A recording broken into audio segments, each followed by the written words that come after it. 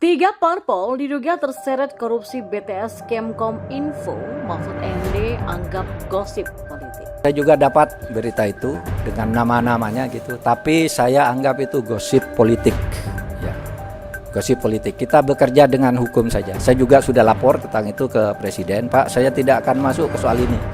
Ini pembuktiannya akan rumit dan mungkin menimbulkan kerumitan politik. Oleh sebab itu, saya persilahkan kejaksaan atau KPK kalau itu di luar angka-angka yang sudah konkret untuk menyelidiki ini. Tetapi kalau saya sendiri menganggap itu sebagai gosip politik yang tidak akan saya tangani secara administratif di sini, secara manajerial kelembagaan, karena itu sudah masuk ke ranah hukum.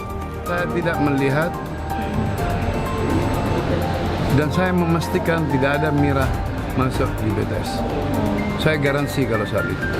Sekaligus saya membantah bahwa ada dugaan aliran dana yang mengalir ke Partai Gerindra, karena itu memang tidak betul. Dan ya, rakyat sudah pintar. Pada saat survei diumumkan elektabilitas Partai Gerindra naik dan Pak Prabowo juga naik, yang kemudian ada gosip-gosip politik semacam ini. Ya, tiga nama partai politik alias parpol terbawa-bawa dalam dugaan korupsi Base Transceiver Station atau BTS Kementerian Komunikasi dan Informatika atau Kemkominfo. Aliran dana korupsi BTS Kemkominfo itu diduga mengalir pada tiga parpol, yakni PDIP, Gerindra, serta Nasdem. Menko Polhukam sekaligus PLT Menkom Info Mahfud MD merespon terkait informasi yang santer berkembang itu. Ia tidak mengelak jika telah mendapatkan informasi itu lengkap dengan sejumlah nama yang diduga menerima dana korupsi BTS Kemkom Info tersebut. Meski demikian, Mahfud MD menegaskan sikapnya terkait kabar yang viral itu.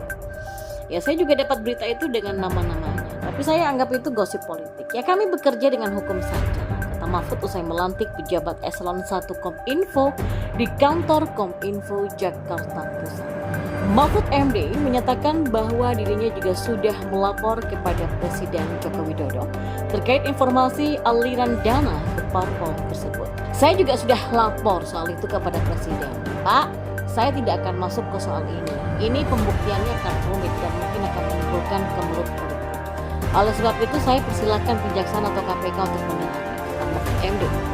Ya, penyidik Kejagung diketahui berkoordinasi dengan PPATK untuk menelusuri aset serta aliran dana kasus korupsi ini. Kejagung RI sebelumnya telah menetapkan tersangka serta menahan Johnny G. Plate terkait dugaan korupsi BTS Kemkom Info. Johnny G. Plate yang juga politisi Partai Nasdem ditetapkan sebagai tersangka kasus dugaan korupsi penyediaan menara BTS 4G dan infrastruktur pendukung 1-5 bakti Kementerian Kominfo untuk tahun 2020 sampai 2022. Direktur Penyidikan Jampitsus Kejagung pun tadi mengungkapkan penetapan tersangka terhadap Plate terkait wewenangnya sebagai pengguna anggaran dan posisinya sebagai menteri. Dalam perkara ini, kerugian yang dihitung BPKP ditaksir mencapai 8 triliun lebih, sementara dana yang digulirkan untuk mendanai proyek ini mencapai 10 triliun rupiah. Menko Polhukam RI Mahfud MD juga menjelaskan jika proyek tersebut sudah berjalan sejak 2006, tetapi baru menemui masalah pada anggaran tahun 2020. Ketika dana tersebut hendak dipertanggungjawabkan pada Desember 2021, ditemukan fakta bahwa tidak ada pembangunan menara BTS yang sudah dianggarkan.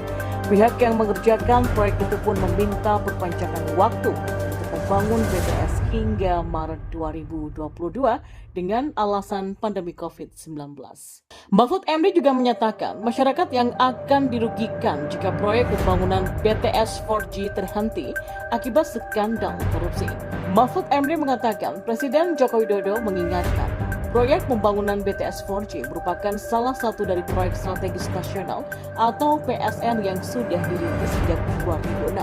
Dia melanjutkan proyek BTS 4G diperlukan untuk menunjang kelancaran komunikasi masyarakat sehingga pemerintah menginginkan supaya program itu tetap dilanjutkan. Mahfud MD mengatakan program pembangunan BTS merupakan pekerjaan yang penting bagi rakyat Indonesia. Mahfud mengatakan juga jika proyek BTS 4G berjalan lancar sejak 2006 sampai 2019 dan persoalan muncul pada tahun anggaran 2020, tepatnya saat pencairan anggaran proyek tersebut. Dia melanjutkan pada tahun anggaran 2020 pemerintah mengalokasikan